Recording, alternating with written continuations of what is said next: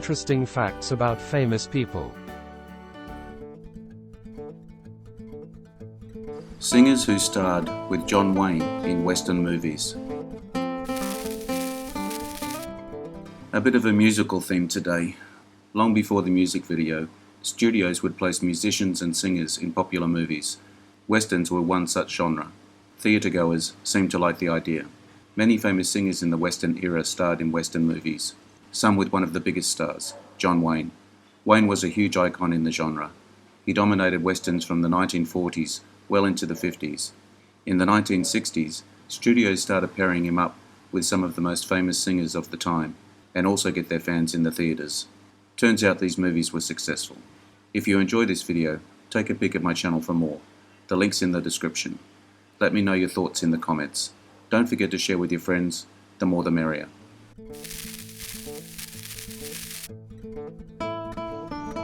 Anne Margaret, appearing as Lily in The Train Robbers with John Wayne, an intriguing woman who knows the location of buried gold, enlisting Wayne's help to locate it. In an interview, she gave insight into how Wayne treated her and spoke highly of the actor. "I didn't know what to expect, but when he hugged me, it's like the world was hugging me. He was so big and wide with that booming voice. We were shooting in Durango, Mexico, and my parents came down to visit me. He was so great with my parents, so absolutely welcoming and gentle with them. And anybody who is great to my parents was a king to me."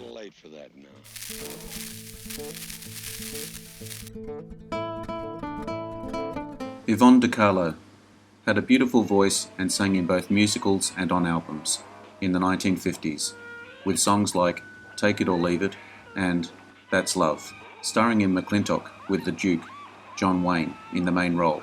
She didn't perform any singing in the film. One of her most successful albums was called Yvonne de Carlo Sings, covering contemporary classics such as One for My Baby and the melancholy Blue Moon. John Wayne insisted on Yvonne appearing in this film. Her husband, stuntman Bob Morgan, had been injured during the making of How the West Was Won. The injuries ended his career. That's why Wayne wanted to help out by casting Yvonne.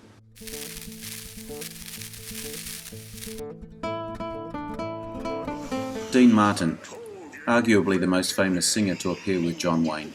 The King of Cool made a relatable character as a recovering alcoholic consider his client for the role of the drunken deputy dude. Hawks agreed to meet with Martin the next morning. Ricky together with Dean sang My Rifle, My Pony and Me while playing the guitar. It was a special moment for the pair, with Wayne's John T. Chance, whom Nelson assists in a street fight outside the Alamo. Ricky Nelson celebrated his 18th birthday. As a gift, John Wayne and Dean Martin gave him a 300-pound sack of steer manure, which they then threw Nelson into, as a rite of passage.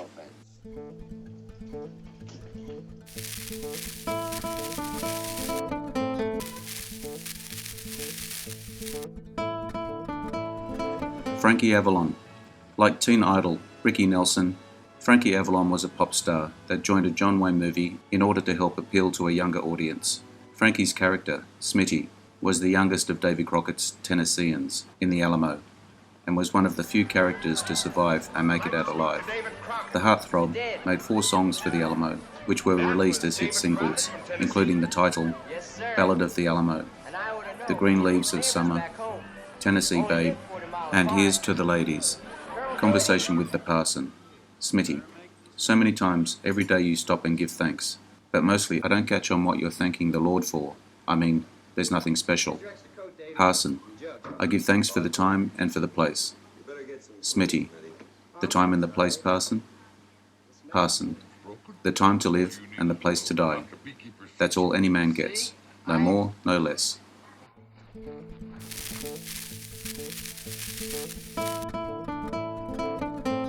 Fabian was yet another well-known teen idol that joined Wayne for North to Alaska, playing Billy Pratt, the younger brother to George Pratt, who tasked Wayne's Sam McCord with accompanying his fiancée back to their claim in Alaska. Discovering she's already married, Sam decides to bring a prostitute played by Capucine as a replacement. Fabian serenades her from behind a curtain while she bathes before meeting his older brother. While having a beautiful voice, he unfortunately wasn't the caliber of Ricky Nelson or Frankie Avalon.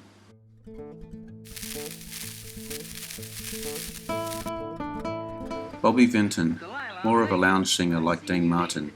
When he starred in Big Jake and the Train Robbers, Vinton already had several top 10 singles including Blue Velvet and Roses Are Red My Love.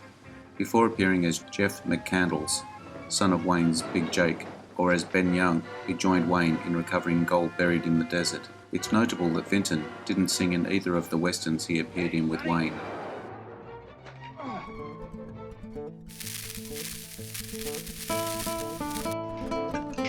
Glen Campbell starred in True Grit as Texas Ranger LaBeouf, a part originally offered to Elvis. As Elvis wanted top billing, it didn't happen.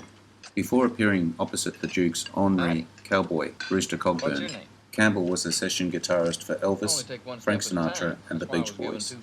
Glen Campbell later said, "I'd never acted in a movie before, and every time I see True Grit, I think my record's still clean." Henry Hathaway later said he hated Glen Campbell's performance, which he described as wooden, and claimed the singer was only cast so he could have a hit with the theme song, which would help promote the film.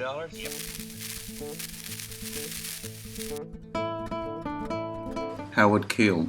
Wayne appeared with many country and pop singers, but Howard Keel was known for musicals and love ballads, having made Oklahoma on Broadway before appearing in War Wagon.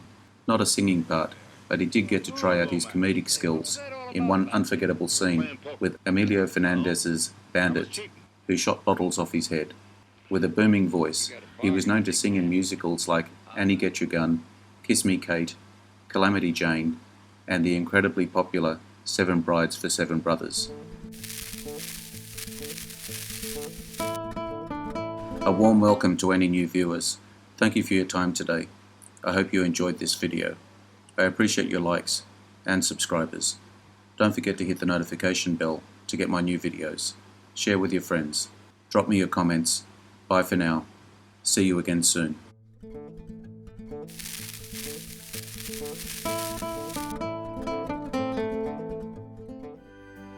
Interesting facts about famous people.